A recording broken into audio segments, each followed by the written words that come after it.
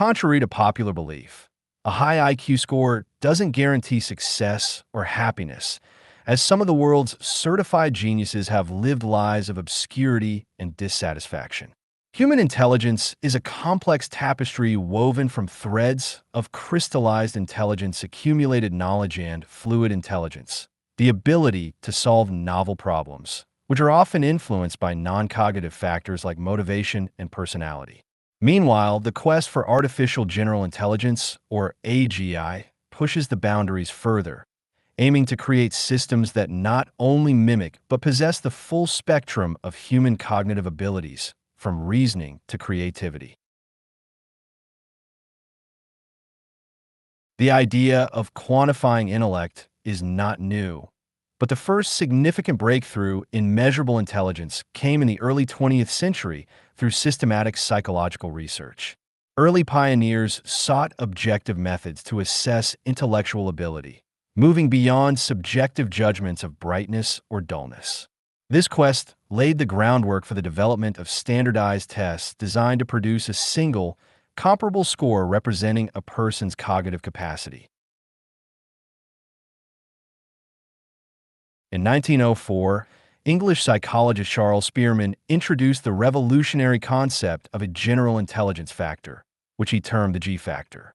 He theorized that this single, underlying mental capacity influences performance on all cognitive tasks, from mathematics to literature. Spearman's work suggested that despite varying abilities in specific subjects, a person's overall intellectual power could be captured by this one fundamental measure.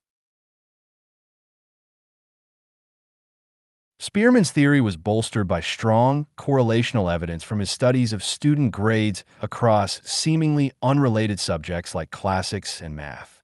He discovered a consistent positive correlation, where students who excelled in one academic area tended to perform well in others, suggesting a common underlying ability. This pattern, with correlation coefficients often as high as 0.64, provided the statistical backbone for the existence of the G factor.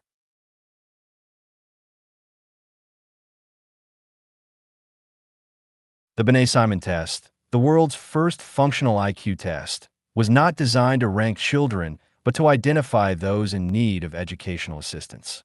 Commissioned by the French government, Alfred Binet and Theodore Simon developed the test with the practical purpose of distinguishing students who required specialized schooling to keep up with their peers.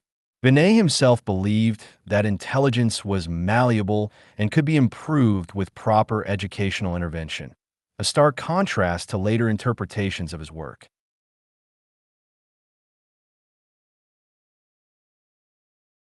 The original intelligence quotient was a straightforward ratio calculated by dividing a person's assigned mental age by their chronological age and then multiplying the result by 100.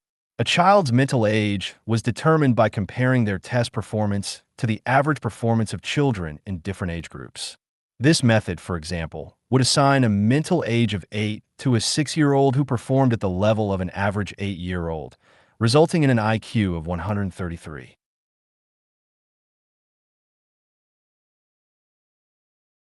Modern intelligence tests are designed to measure a range of cognitive abilities, aiming to approximate the theoretical G factor by assessing different facets of intellect. These tests typically include sections on verbal comprehension, perceptual reasoning, working memory, and processing speed. By combining scores from these diverse subtests, psychologists attempt to create a comprehensive and reliable measure of an individual's overall intellectual functioning.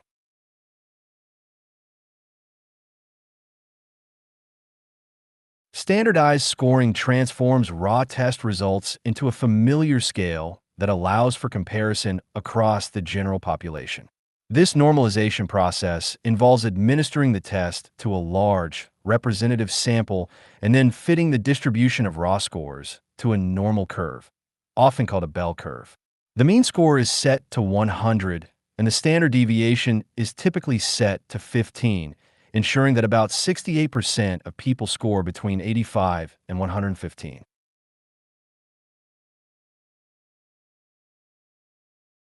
Verbal skills assessment is a cornerstone of IQ testing, serving as a primary measure of crystallized intelligence. Vocabulary questions, which require defining words or identifying synonyms and antonyms, directly tap into the knowledge and verbal skills accumulated over a person's lifetime. A broad vocabulary reflects a deep and nuanced understanding of concepts, which is a key component of this type of intelligence.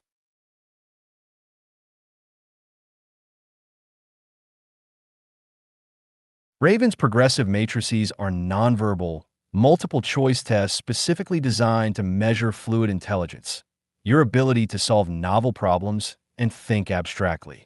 The tasks require you to identify the missing element in a series of visual patterns, a process that relies on logical deduction rather than accumulated knowledge. This focus on abstract reasoning makes it a powerful tool for assessing problem-solving skills independent of cultural or educational background.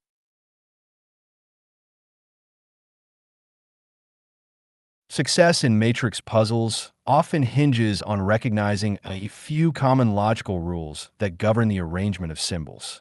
These recurring patterns typically involve transformations like translational motion, where objects move predictably across cells, or rotational motion, where they turn by a consistent angle. Other rules include superposition, where one figure is overlaid onto another, and completion, where each row and column must contain a full set of unique symbols.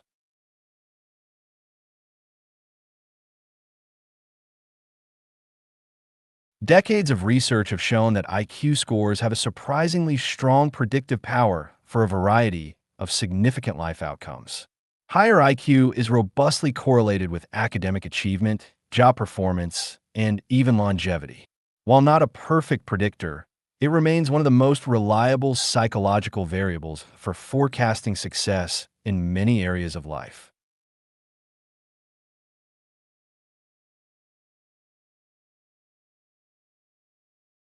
The correlation between IQ and academic success is remarkably high, with some studies showing a coefficient as strong as zero point 0.8, meaning it can predict a large portion of the variance in exam results. This predictive power extends to career success, where the correlation is strongest for jobs with high complexity, such as those in technical or managerial fields. In essence, the more mentally demanding the role, the more predictive IQ becomes of performance.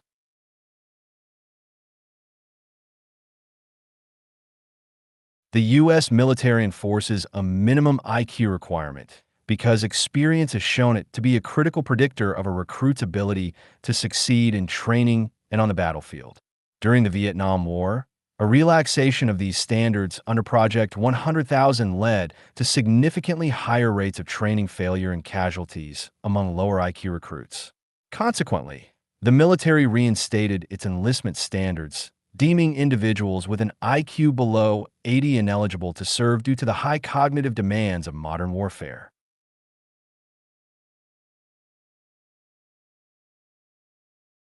One of the most startling findings in intelligence research is the surprising link between a higher IQ and a longer lifespan.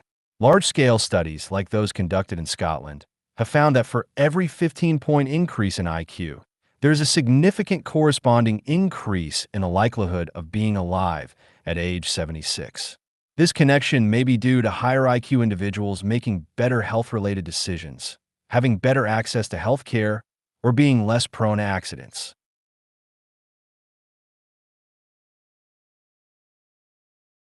While IQ has a modest positive correlation with income, its relationship with overall net worth is surprisingly weak. This discrepancy suggests that while higher intelligence may help in securing a better-paying job, it doesn't necessarily translate into the financial discipline or investment savvy required to accumulate wealth. Factors like personality, risk tolerance, and financial literacy appear to play a much larger role in building net worth over a lifetime.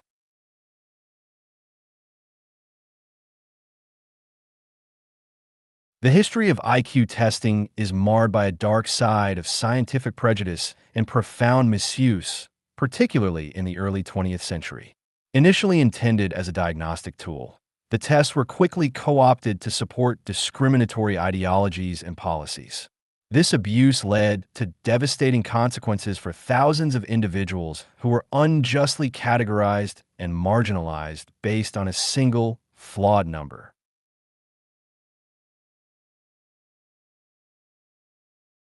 During the American eugenics movement, IQ tests became a pseudoscientific weapon used to justify forced sterilization policies targeting those deemed intellectually unfit. Eugenicists like Henry Goddard promoted the idea that intelligence was a fixed, inherited trait, arguing that society should prevent individuals with low IQ scores from reproducing. This ideology led to state laws that resulted in the sterilization of over 60,000 people, often without their consent or understanding.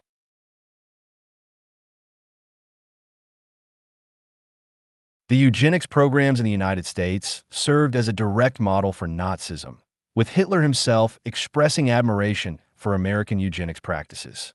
The legal framework and pseudoscientific justifications used to enact forced sterilization in America provided a blueprint for the far more horrific racial hygiene policies in Nazi Germany.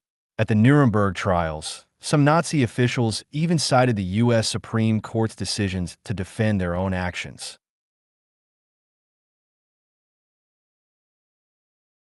The Supreme Court played a pivotal role in validating these practices by upholding discriminatory laws that enabled forced sterilization. In the infamous 1927 case of Buck versus Bell, Justice Oliver Wendell Holmes Jr. wrote the majority opinion, infamously stating, "3 generations of imbeciles are enough." This ruling gave a constitutional seal of approval to eugenics policies, cementing the misuse of IQ testing in law for decades.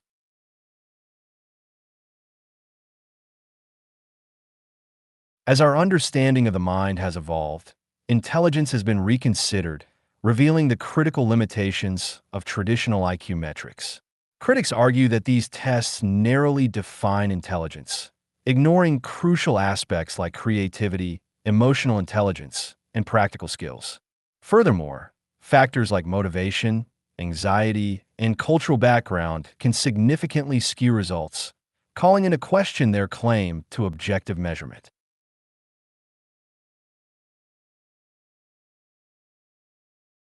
The Flynn Effect describes the remarkable and sustained increase in average IQ scores observed throughout the 20th century, a phenomenon that forces a reevaluation of what IQ tests truly measure.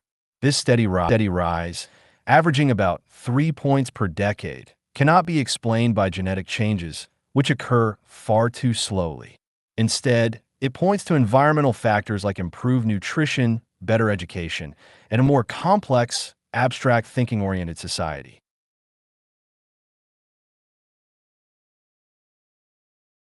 The Flynn effect creates apparent generational intelligence gaps, which, if taken at face value, would absurdly suggest that our recent ancestors were intellectually disabled. If an average person from 1920 took a modern IQ test, they would likely score around 70, the typical cutoff for an intellectual disability. This paradox highlights that IQ tests don't measure a fixed, absolute intelligence, but rather a set of cognitive skills that are highly sensitive to environmental and cultural changes over time.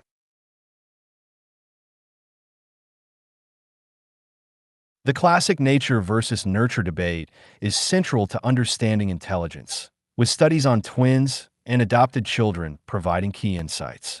The estimated heritability of IQ is generally placed between 40% and 70%, indicating a significant genetic component. However, this leaves a substantial portion influenced by environment, with factors like education, nutrition, and socioeconomic status playing a crucial role in shaping cognitive abilities.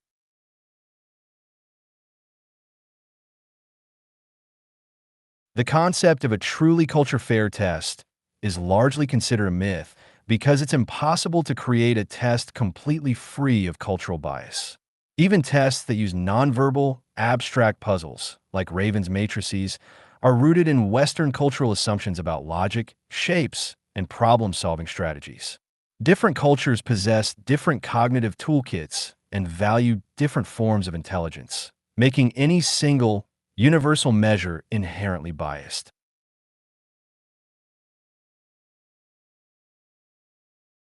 Standardized tests, with their focus on abstract puzzles, typically ignore a vast range of practical intelligence crucial for real-world success. Skills like ethnobotanical knowledge, navigating complex social dynamics, or the ability to survive in the wilderness are all sophisticated forms of intelligence that are not captured by traditional IQ metrics. This narrow focus means we often fail to recognize and value the diverse cognitive strengths present across different cultures and individuals.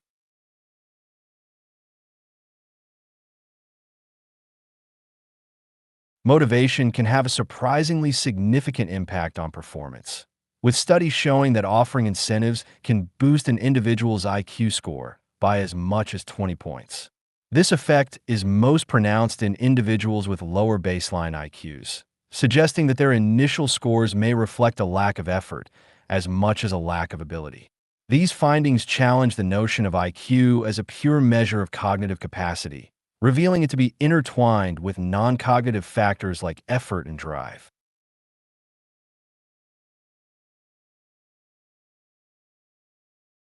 The AI frontier is dramatically redefining our understanding of cognition as researchers push toward creating artificial general intelligence, or AGI. This ambitious pursuit forces us to deconstruct what intelligence truly is, breaking it down into components like reasoning, planning, learning, and creativity. By attempting to build an artificial mind, we gain unprecedented insights into the architecture and mechanisms of our own.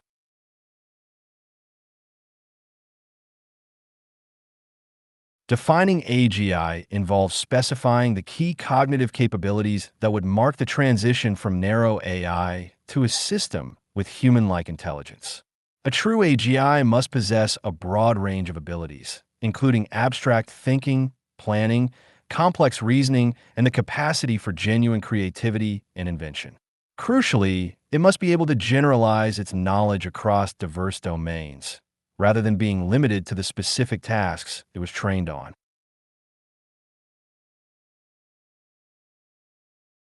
While impressive, large language models face significant limitations on the path to AGI, as they currently lack true understanding and consistent reasoning abilities. These models excel at pattern matching and text generation, but often fail at tasks requiring robust planning, long-term memory, or the invention of genuinely new scientific concepts. Overcoming these hurdles in consistency and generalization is a critical step toward developing systems with true general intelligence.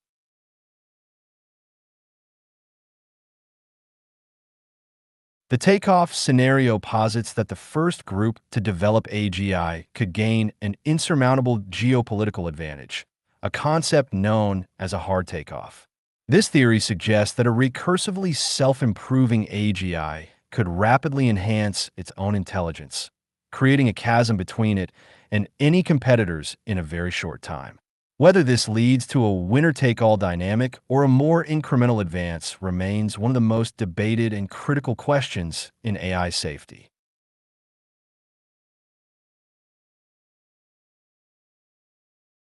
Proponents believe AGI could be a powerful tool for tackling humanity's most pressing global challenges, from curing disease to solving energy scarcity.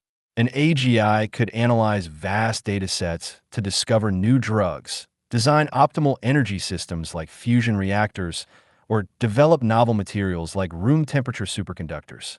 By accelerating scientific discovery, AGI holds the potential to unlock solutions that are currently beyond our reach.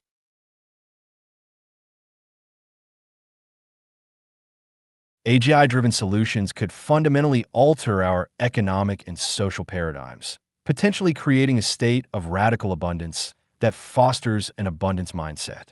By solving resource scarcity in areas like energy and water, AGI could shift society from a competitive, zero-sum game to a collaborative, non-zero-sum game. In such a world, the focus could move from competition over limited resources to collective human flourishing.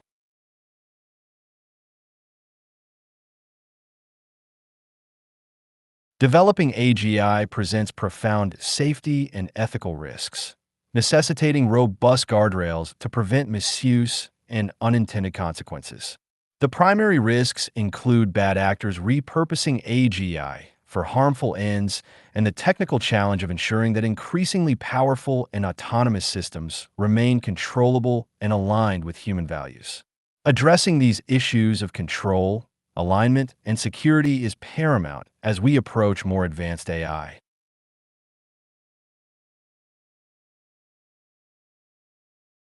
To truly understand intelligence, we need a broader framework that moves beyond standardized tests and their narrow focus on specific cognitive skills. This expanded view must encompass the diverse ways intelligence manifests, from the creative genius of an artist to the practical wisdom of a master craftsperson. By appreciating these varied forms, we can develop a more holistic and accurate conception of what it means to be intelligent.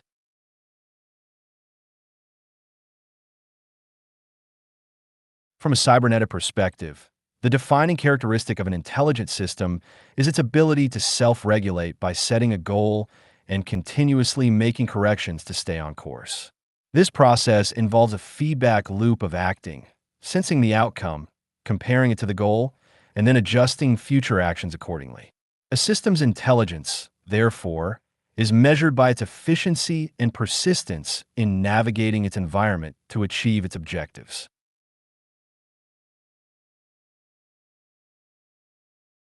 Our chosen goals act as the fundamental organizing principle for our minds, profoundly shaping our perception and interpretation of reality.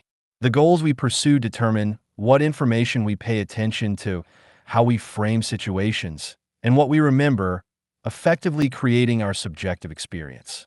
A mind without a clear, self-chosen purpose is susceptible to being programmed by external forces, leading to a life lived by default rather than by design.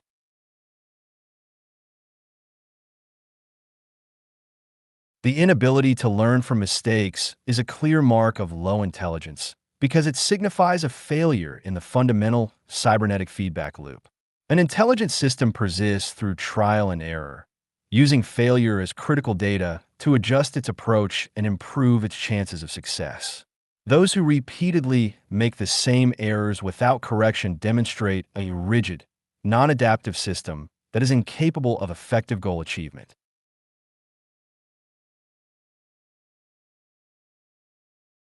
Intelligence is not static. It evolves through a series of psychological development stages, often conceptualized as stages of ego development. As individuals mature, their frame of reference expands, moving from simple, concrete, and self-centered perspectives to more complex, abstract, and world-centric views. Each stage represents a fundamental shift in how a person makes meaning of themselves and the world, unlocking new cognitive and emotional capacities.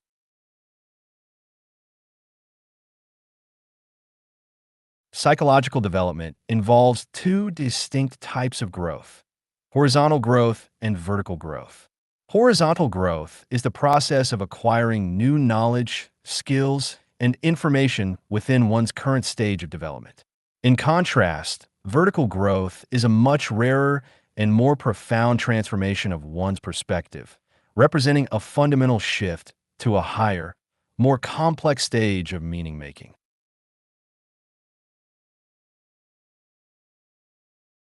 The ability to integrate multiple viewpoints is a hallmark of higher intelligence because it signifies a move away from rigid, dogmatic thinking. Transcending limited perspectives allows an individual to see the world with greater complexity and nuance, holding the truths of different viewpoints simultaneously without needing to choose one over the other. This capacity for synthesis and integration is essential for solving complex, multifaceted problems.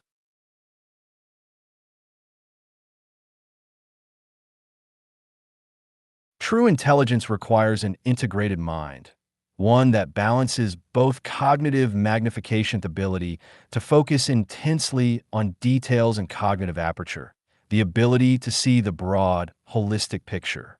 Possessing one without the other leads to an incomplete understanding, as a person might be able to solve a complex equation but fail to grasp its real-world implications. The highest form of intelligence synthesizes these two capacities, allowing for both deep analysis and wide-ranging, contextual understanding.